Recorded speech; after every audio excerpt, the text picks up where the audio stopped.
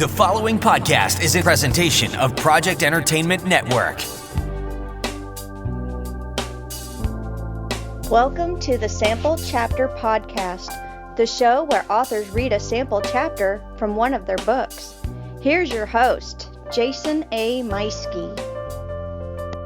Hello, my friends. Welcome back to the Sample Chapter Podcast. This is episode 147, and we are back with another return guest all the way from Australia, Liz Butcher. Liz was with us back on episode 90 a year ago right now, which we kind of reminisce about in the episode. We have a great time catching up, discussing work-life balance, especially now in the midst of COVID. We talk about creepy old homes for inspiration, and then we catch up on how her story from last year, Fate's Fury, how that did, and the reaction she's gotten from it. Plus, of course, you're going to get a sample chapter on her newest book, LeRoux Manor, which came out a little while back, and it's been getting some great feedback. And let me tell you, you are in for a treat with that chapter reading that she's got. So all of that and more coming up here in just a few minutes. So hang on tight, and we're going to be right over to there. I hope you got a chance to enjoy that episode a few days ago with Lou Diamond Phillips. That was a lot of fun for me. I've had a lot of great feedback for it so far, and I really appreciate everybody sharing it and commenting. It's been such a blast. Now, I meant to... in the pre-show, I meant to announce then that, remind everybody that NaNoWriMo was coming up. And, of course, totally forgot because I was trying to put everything together and just flew right over my head. I forgot. But, here we are. We're about a week away from NaNoWriMo kicking off right after Halloween, November 1st. And, yeah, I will be participating. That is the plan. If you are a NaNoWriMo participant and you're looking for buddies, make sure you look me up, Jason A. Meuschke, and I'll put a link in the show notes for that so you can find me very easily, and just add me as a buddy. I'll add you back, and then we can root each other on throughout the month of November, and we'll try and get another book written, and hopefully for me, since I'm not putting out double episodes each week, I'll be a little bit freed up to do some more, do a lot more writing. At least that's the plan anyway. So we'll see how that goes. But yeah, send me a message or send me an invite, and I'll be happy to be buddies with you and help root you on. The other reason I wanted to bring up NaNoWriMo is because our beloved sponsor, Scrivener, is also a sponsor, again, of NaNoWriMo. So back several years ago, gosh, I think it's going on my 5th year with NaNoWriMo. That was how I first picked up Scrivener, was because participants save 20%. That's all you have to do. Just sign up and say you're going to do NaNoWriMo. And if you try, just put in some effort, you're going to get 20% off your purchase of Scrivener, which, that's a pretty cool deal. That's a great deal.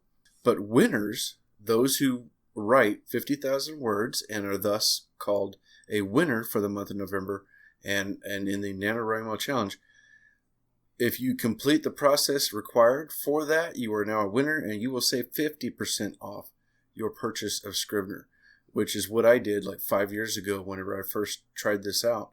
And that's how I got Scrivener to begin with, and then fell in love with it. So it's a great offer. It's a great thing for you to check out.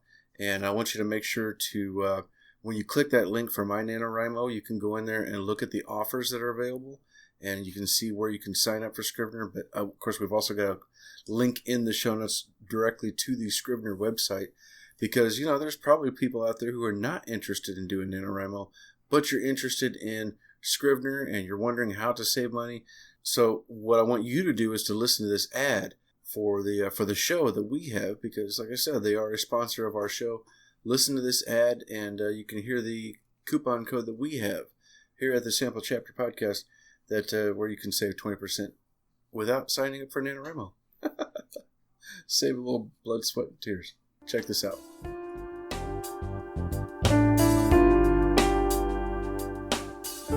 Jason here. Hey, I wanted to take a moment and tell you about my favorite writing tool, Scrivener.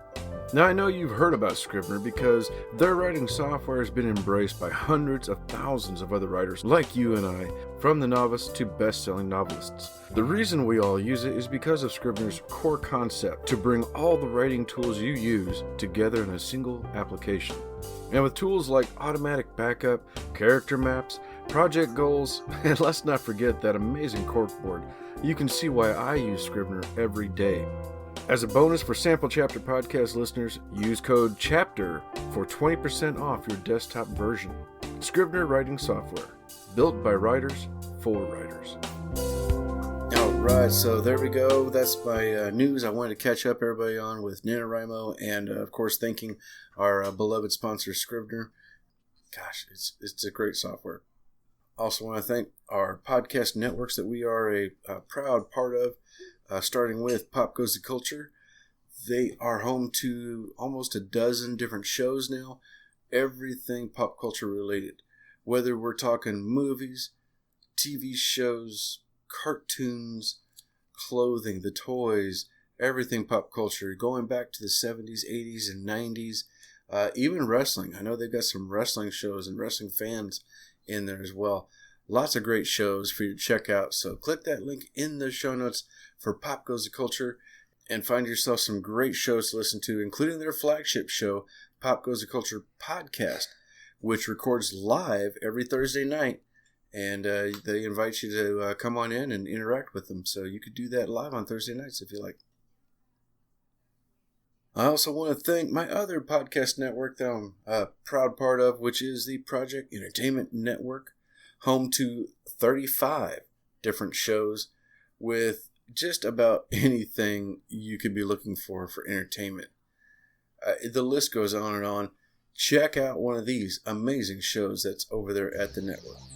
Do you like horror movies? Do you like collecting things? Do you like collecting Blu-ray special editions of horror movies? Well then, the Horror Academic's Guide to Movies is the show for you. It's a web series where every month I pick one modern classic and determine which is the best version that I recommend that you should own. I talk a little bit about the history of the movie, and in the end, you get to see what films should be in your home collection of horror's modern classics. That's the Horror Academic's Guide to Movies on YouTube every month, and now part of the Project Entertainment Network. So click that link in the show notes for Project Entertainment Network for all the shows listed over there, including the one you just heard. And I also want to invite everyone to be following not only this show, but also our podcast friends and sponsor Scrivener. Follow us all on social media. You can find everybody there, or you can just go over to Sample Chapter Podcast on Facebook, Twitter, Instagram.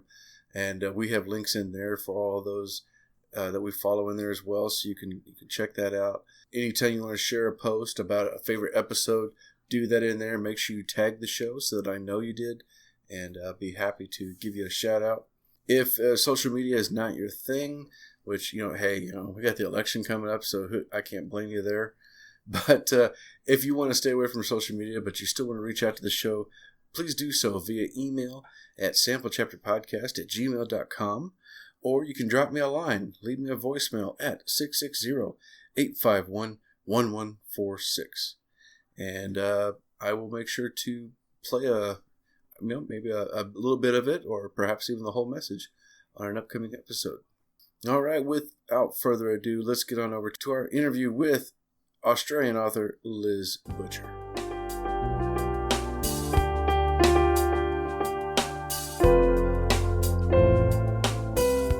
Ladies and gentlemen, welcome back to the Sample Chapter Podcast. I'm so excited this week to have another return guest. I've had the great fortune to have met so many wonderful authors on this show, and it's really special for me when I get to have them back on and I get to catch up a little bit and see how they're doing. And this week is no exception. Coming to us back again from Brisbane, Australia, we have Liz Butcher.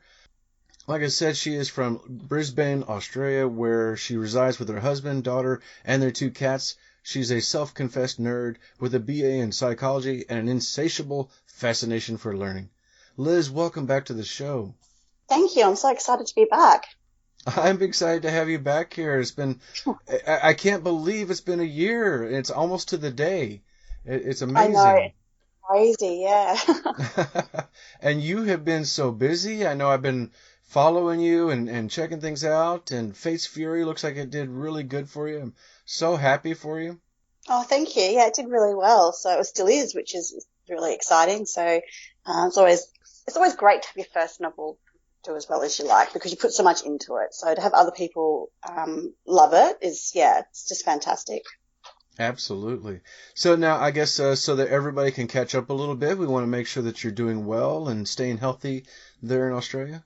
Yeah, pretty fortunate where I am. Luckily, knock on wood, we're relatively back to normal, as much as normal can be in the current climate. So we can go to the shops and things like that. So it's not so great in other parts of the country, unfortunately. But yeah, I think everyone's just doing the best they can, and we've got to look out for each other, don't we?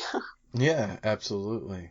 And we were discussing before the show began. You've been able to work from home a little bit for work, well, I guess I'll just let you explain that, because you're going to explain it much better. You've been able to work from home, and it's been a very interesting take on that. What is it you're working on? Yeah, so I was working from home with my day job when COVID hit, and then I started a 6-month career break. Started in June, so it was already set prior to COVID. So it was kind of just convenient timing that it kicked off when it did. So since June or end of May, I've just been focusing on writing, which is just fantastic, and I'm loving every second of it. So it's the dream, and I'm really hoping that I can keep it that way. So yeah, it's been awesome. Oh my gosh, that would be amazing. I think we need to get more jobs like that here in America, where we can take a break, and and I guess maybe that's been a little bit of the silver lining to all this. Is what I was going to go for was that we get to spend more time with family, but we've kind of gotten to do that because of COVID. Exactly. But I think it's important for workplaces just to acknowledge the fact that people have lives outside of work, because when you work in an office or any kind of job, really, you spend most of your life there, which can be quite a depressing thought when you think about it. Yeah. And my boss is amazing. He's very much a believer in people pursuing their goals. So whether it be a career in that job or not, or something outside of that, he'll back you 100% either way. So he'd already started giving me time off. I would start off like one day a fortnight, and it was one day a week, and sort of increasing that I'd have to write at home. And I would write before work every day, so he knew that I was very passionate about it. And then when I sort of started, I guess, wanting more time, we sort of discussed doing a career leave where I work. You can have up to 12 months off to pursue anything that you want, and then you can still come back and have a job after that time. So I'm taking 6 months off, and he's pretty much said, I don't want to see you back, because I know this is your passion, so make it work. So yeah, it's amazing to have a workplace that supports your dreams like that. Oh my goodness, yes, I would say I'm similar, not as supportive as what you have, but I'm fortunate that my day job, they do support me. They know what I do, and they've been very supportive and behind me. But yeah, they're not going to give me that kind of time off and then come back. Yeah. Not here, unfortunately. Yeah, but I mean, it's an awesome opportunity, because for me, with a mortgage and a family, it's scary to give up a day job in case, because writing can be so up and down, and it's not a guaranteed income or anything like that.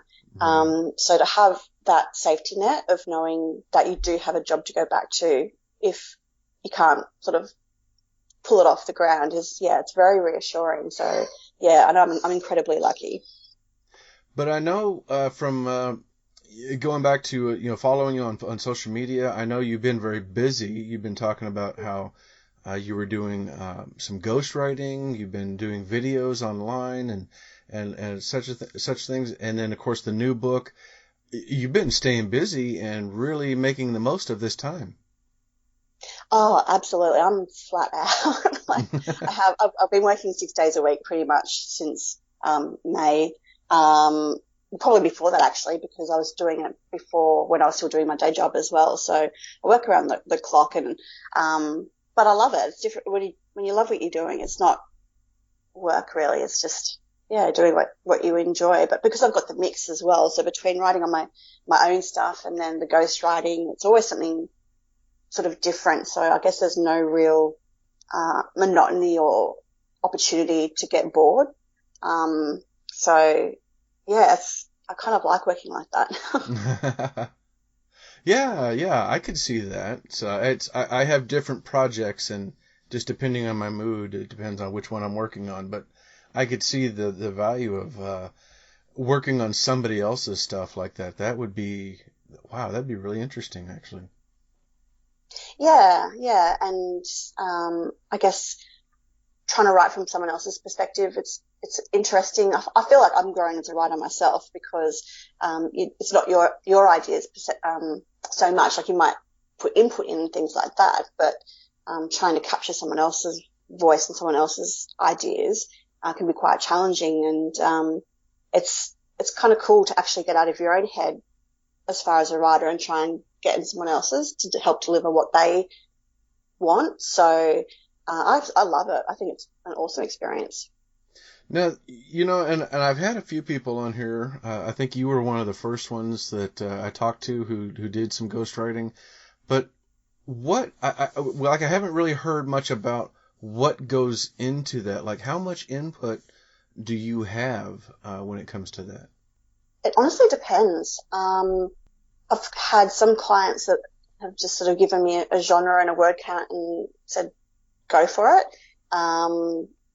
In which case you've got all creative leave that you want. And then I've had other ones that have everything very much mapped out with characters and settings and things, and you sort of need to weave it all together. So it can be one extreme to the other and little bits in between. But I actually like it when they have their own sort of ideas and things, because it's really great to bounce off with someone else. So I've got one that we have regular meetings with, and which is always coming up with new ideas and concepts for the story. Because you're just getting that outside perspective on both ends. So I think it makes for a better piece of work at the end of the day. Yeah. Well, and I was listening to our last episode. I think we talked a little bit about the that characterization and developing the characters and finding that voice so that you can set a scene better. And do you think that helps you getting to write in somebody else's work, and then that helps inform your own work? Yeah, absolutely. Because I think even though writers have quite broad imaginations, we're still in some ways limited by our own perspective. So I think having to write for someone else's ideas and someone else's preconceived notions of what their character should be like kind of broadens your mind as far as creating a character. And so I think that's an invaluable lesson there, because I think, even though my characters and my stories have been different ages and things like that, they're still, I guess, kind of bound to my life experiences and my perceptions of what people of that age and whatnot would sort of act and things like that. So, especially with working with people in different countries, you just get a much broader perspective on how to write characters, and I'm hoping that I'll be able to implement those skills in my own writing in upcoming projects. So everything's just a learning experience. You just got to take what you can from it, I think. Well, it certainly seems to be working, because I know, looking online here, I see where your latest book, LeRoux Manor, was a Gold Literary Titan Award winner. So congratulations. Thank you. I'm very excited about that. That's awesome. Yeah, I'm still grinning about it. So, completely unexpected, but definitely a massive highlight. So, just waiting for my little award to arrive in the mail and little stickers to put on the book. So, oh my gosh, yes. Exciting. Yeah. And I mean, that's pretty big too. I mean, you've been writing plenty, and then of course the ghostwriting, But then, a lot of people are not going to be quite aware of that. And they're going to see this as your second, your own second book, and they may not be fully aware of your other one. So quite the accomplishment. Very awesome. Thank you. Yeah, I'm a little bit proud. So. As you should be. Well, tell us about the new book, LeRoux Manor. I can't wait to hear. Yeah, so it's a young adult horror novel, and it's set in the UK in a fictional town called Woodville. So we've got a young girl called Camille, who's about to enter her senior year of high school, who is here in Australia, and then her father's estranged uncle passes away, leaving him the family estate, which is LeRoux Manor in the UK. So she has to pack up everything and move across the world with her family. And then when she gets there, instantly feels a bit strange about the place, and things start to happen. She thinks that maybe someone's watching her, and while they're sort of cleaning up the manor and making it sort of a bit more habitable, she uncovers a box of photo albums in the attic, and uncovers family history where her ancestor that built the manor was actually found murdered on the day of its launch, and his young daughter went missing and was never seen again. So she's kind of trying to find out what happened and why, as things start sort of unraveling around her in the manor. So it's like the more she uncovers, the more things start happening to her in the manor. So it's all sort of interconnected, and to the point where there's no point of return, and she's got no choice but to sort of keep going for better or worse. So that's it. Now, how did you come up with this idea? I've always been fascinated with old buildings, and here in Australia we don't have anything like that. That's really old, like hundreds of years old. And so I've always wanted to write sort of that horror story in that kind of gothic old estate setting, but I wanted to write something that was a little bit different as well. I didn't sort of want to follow that, I guess, predictable trope of the haunted mansion. But I don't want to give anything away either. So yeah. It was just, it was something I've always wanted to do, but with my usual little twist to it. Oh my gosh. That's awesome. Yeah, there's something about those buildings that just, they draw the eye, whether it's the natural beauty about them or the dread. And we have some here in America. There's some that, I remember a home not far from where I grew up that it was a really big house. And I remember as a kid it was really pretty. But then as I got older, I saw it and I realized nobody had lived there in a long time. And there was a part of me that couldn't wait to like try and sneak in the house sometime and look around. But at the same time I was like, yeah, I'm not going in there. Yeah, I really haven't actually seen anything that old here. I guess where Australia's just too young a country. So I've never really been in, that situation where I found a house that's had that split between wanting to and not wanting to go in. But I would love to go somewhere like, that have those hundreds of years old houses where, you've got the memories imprinted on them almost from all the people that have, passed through there at some point. So I think, I think that's what makes them creepy. It's just the knowledge that there's been so many people coming and going, all with their own different stories and things like that. I think that's what draws my attention to them. Oh yeah, absolutely. And with the writer's mind like you have and such imagination, I mean, it's who knows where the story's going to take you.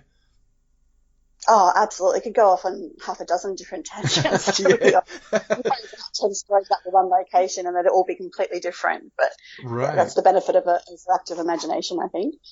Oh my goodness. Now, how about the characters in there? Were they was that something that just kind of came out with the story, or was it was it inspired somehow? No, they all sort of just came about on their own. My characters tend to do that. I sort of based Camille loosely on, I guess, myself as a teen in that sort of, I think, being an army brat and moving around. So I drew from that experience, like having to go to a new school, a new place, and making new friends. But I guess hers was heightened by the fact she also had this creepy house that she was living in and weird stuff going on. So, aside from her though, the other characters kind of just formed organically, especially, sort of the darker characters. Again, I can't really say, I don't want to sort of ruin it for anybody, No, but that's all right. yeah, there's definitely some interesting traits in some of the characters, but yeah, you have to read it to understand what I'm talking about. Oh my gosh, yeah. No, I understand. I do understand that would be it's tough describing sometimes because yeah, you never know what's going to be the linchpin that's going to let the rest of it out, and you're like, oh gosh, all right, fine, I'll just tell you everything. Here you go. Yeah, spoiler alert. Right. Oh my yeah, goodness. you don't really want to do that with a horror novel, so yeah, it's hard to know when to not say something. Yes, yeah. If it's horror or romance, you can't tell too much. Yeah, exactly. Yeah. You gotta leave it up to the reader's imagination to work it out as they go along. Exactly. Well, so what's next for you? What do you have, or are you working on anything?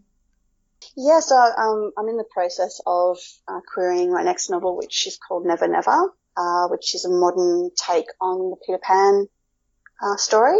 Mm-hmm. Only it's set in the here and now, and Wendy Darling is all grown up and she's a detective, haunted by her past where she was abducted by this bizarre creature called Pam. Mm-hmm. And there's a new abduction with a new girl, very similar to how she disappeared when she was a teenager, and she feels that it's connected, and there's all this stuff going on. But yeah, it's basically a modern retelling of Peter Pan where everyone's grown up. Oh, wow, that sounds incredible. Yeah, so it's kind of like a detective / horror / paranormal mishmash. Yeah, wow. I always love hearing people's takes on something, an old story like Peter Pan, and to hear somebody else's take on it and like, I'm going to go a different direction. And that sounds incredible. Oh, thank you. I hope so. Do you, I don't know, do you have an estimation for when you might finish with that? I'm hoping to release it next year. So that's the plan at this stage. Depending on, I guess, if it gets picked up or whether I self-publish it, I'm not too sure at this point. Mm-hmm. And then in the meantime, I'm starting a serial based on a character called Luna Zimmer. And she's basically this sort of hot mess of a woman that's deciding to embark on a paranormal career. But she's quite nuts, so it's been quite fun to write so far. And then I'm also working on a big fantasy novel as well. So yeah, plenty to come out over the next year or two. Fantastic. Oh my gosh. Well, as always, you're going to have to let me know whenever those come out, so that way I can tell the listeners if I can't get you on the show, then I'll at least let everybody know that that's available. Oh, absolutely. Thank you. Well, where can everybody find and follow you again? Yeah, sure. So they can find me on my website, which is www.lizbutcher.com.au, or on my Facebook page, which is Liz Butcher Author, or on Twitter and Instagram, which my handle is @LunaLovelies. Outstanding. And yep, everybody, you already know, I will have those links in the show notes. So as you're listening, you can click in there. Well, listen to the whole episode, then click on the links and go back in there, because you want to hear all this. And I know you definitely want to hear what's about to happen. So, Liz, thank you so much for coming back on the show. It is lovely, as always, to talk to you. Oh, my pleasure.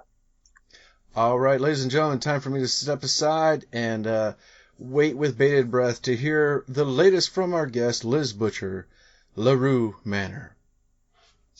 Thank you. So here we go, LeRoux Manor, and this is the prelude. Mina sat on the soft green grass, shaded by the old oak tree against which she rested. The long skirt of her sky-blue satin party dress, now ruined, billowed out around her.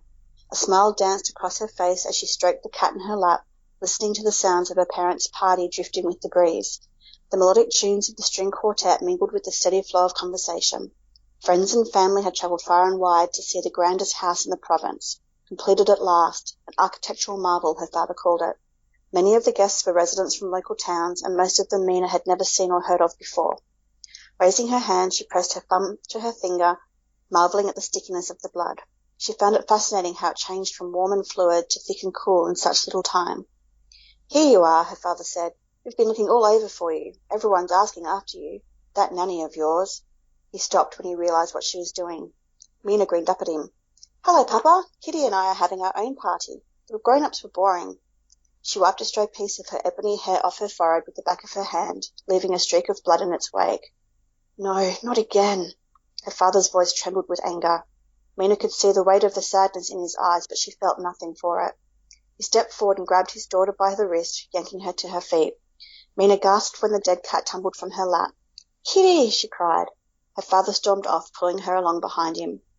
"Wait, Papa, I want my kitty," she wailed, hot tears spilling down her cheeks. In her distress, it took her a while to realize they weren't headed back to the house. Instead, her father led her towards the woods behind their estate. "Papa, where are we going?" "Somewhere I should have taken you sooner." Confused by the unsuspected turn, Mina soon forgot her tears and her kitty and hurried along after him. Her tiny feet scurried across the grass as she struggled to keep up. They slowed when they entered the woods so her father could better navigate his way through the trees. He paused here and there as though unsure of his bearings. Mina took the time to marvel at her surroundings. Her parents had always forbidden her to enter the woods, but now she knew it was the perfect place to play with her animals.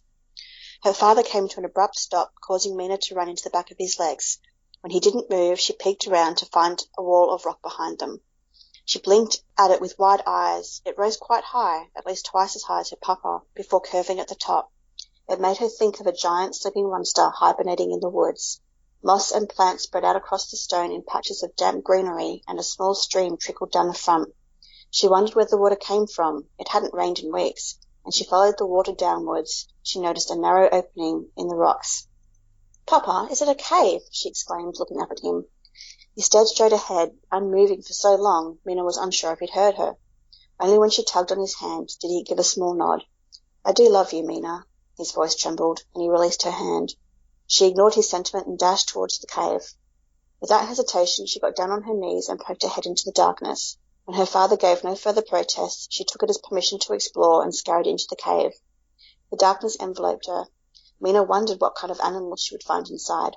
Then something shoved her from behind, her hand slipped forward, and she lost her balance. Before she could call out, she was falling, falling, falling. Oh my gosh, what a cliffhanger ending that was. That was Liz Butcher reading a sample chapter from her latest book, LeRoux Manor. My gosh, did the dad push her? Was it someone else? How far will she fall? Is it even real? Find out that and more by clicking the link in the show notes for Liz's website and her Amazon links as well. Make sure you also click that link in the show notes for all of our podcast friends and sponsors alike, and hit that subscribe button so you don't miss out next week when I'm back with Michael May, one half of the Hellbent for Letterboxd podcast network and very talented graphic artist. This is going to be a real treat. I can't wait to share that with you. Take care, everyone.